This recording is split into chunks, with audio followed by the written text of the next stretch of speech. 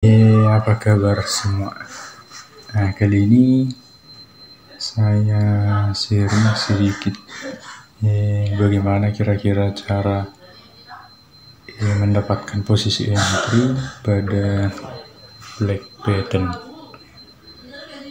Kalau kita lihat pada time frame M15, black pattern bisa kita lihat seperti area ini. Mengapa dia disebut sebagai flag pattern?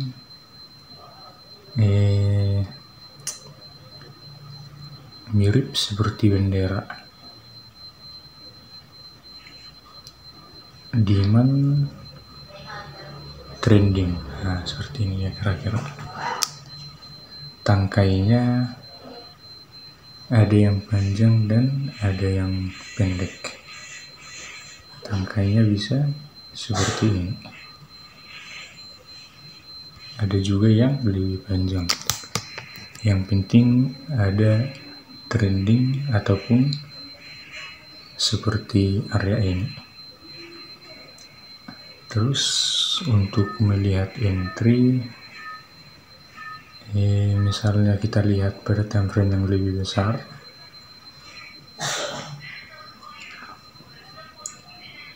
Trending sedang up. Nah, jadi kalau dia up setelah ada trending buy, itu bisa kita lihat pada time frame yang lebih besar. Nah, seperti ini.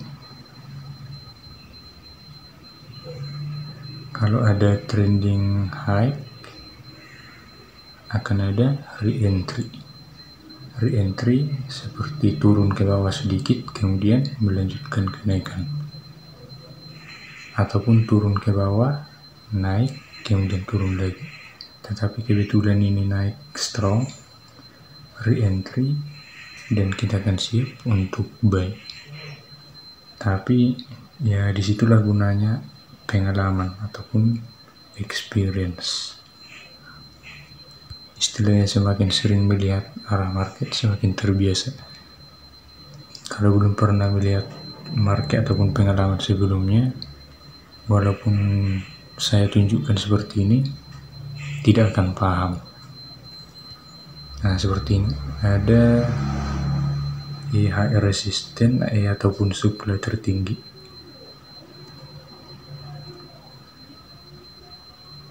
Membuat supply yang lebih rendah, demikian juga seterusnya. Lebih rendah lagi, dan lebih rendah lagi. Sampailah dia di supply terakhir di bawah ini. Nah, seperti itu dia. Terus demand juga lebih rendah, semakin rendah, dan lebih rendah lagi. Sementara di samping ini tidak mampu lagi membuat demand yang baru ataupun lebih rendah lagi. Jadi trending berpotensi berbalik arah kalau setelah ada demand di samping ini tidak tertembus lagi. Dan di sini price melewati demand terdekat di samping ini, supply terdekat di samping ini. Nah, ada dua pendukung bahwasanya price akan berbalik arah. Pertama, demand terdekat tidak tembus lagi.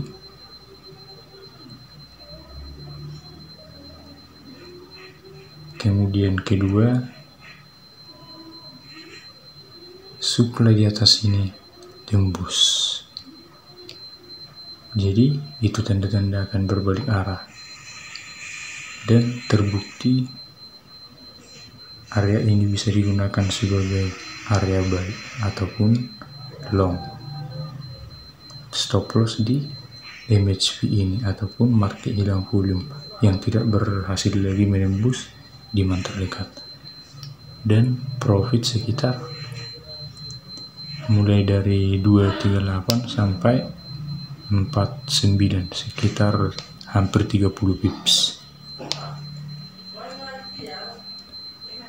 Kemudian kita coba lihat area yang lain lagi. Demikian juga halnya dengan area ini.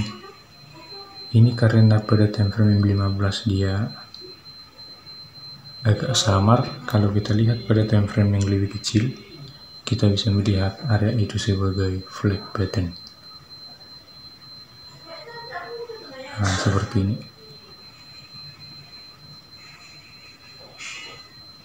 Flag pattern maksudnya dia membentuk tangkai dan gelombang trending ataupun sideway.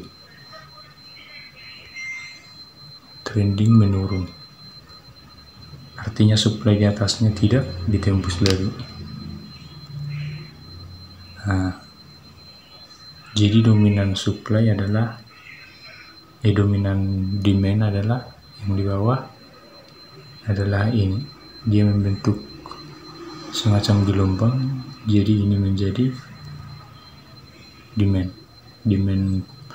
dominan demand ataupun kunci. Jika ini ditembus, maka price akan turun ke bawah lagi, dan disupport juga tidak berhasil membuat supply yang baru. Itulah sebabnya mengapa price turun. Jadi untuk ambil posisi di area ini, dominan demand sebagai area entry dan market struktur paling atas sebagai stop loss, dan profit sekitar 10 pips. Time frame yang lebih besar dan yang kecil sama aja saling berhubungan. Time frame yang lebih kecil mempengaruhi ataupun membentuk time frame yang lebih besar. Nah, sekarang juga time frame yang 15 ada flag sejenis flag pattern. Memang flag patternnya tidak nampak sempurna, tapi kalau pengalaman semakin lama di market bisa cepat dapat kira-kira yang mana flag pattern. High supply membentuk high supply yang baru lagi, dan terus membentuk high supply.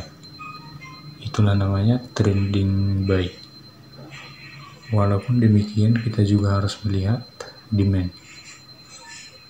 Demand pertama tidak berhasil ditembus oleh demand kedua, dan demand ketiga berada di atas, lebih naik, artinya demand selanjutnya lebih naik, dan demand selanjutnya berpotensi lebih naik lagi.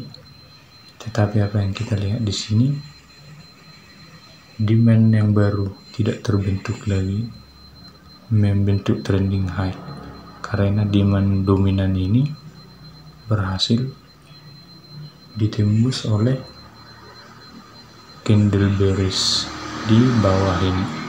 Nah, itulah mengapa trending akan turun ataupun ini bisa digunakan sebagai area